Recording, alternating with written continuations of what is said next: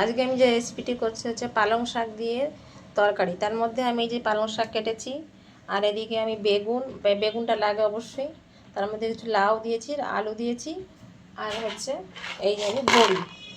এবার আমি যতক্ষণ না বড়িটা ভাজতে থাকি ততক্ষণ আপনারা একটু ওয়েট করুন।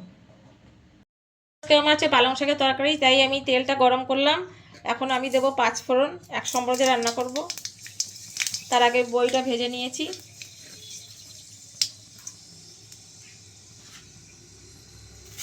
এবার দিলাম তরকারিগুলো,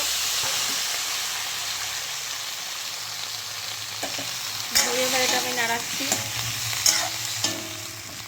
একটু ভাজা ভাজা হতে যতক্ষণ টাইম লাগে সেই জন্য বন্ধুরা একটু অপেক্ষা করুন। এই তরকারিগুলো একটু ছাপলে নিয়েছি, এবার দিয়ে দিলাম আমি পালং শাক। পালং শাক দিয়ে দিলাম, পরিমাণ মতো লবণ, পরিমাণ মতন হলুদ, আর এই যে বড়িগুলো ছিল দিয়ে দিলাম। দিয়ে এবার আমি জল দিয়ে ঢাকা দিয়ে দেবো। খেতে যথেষ্ট ভালো লাগবে বন্ধুরা, আপনারাও করে খান।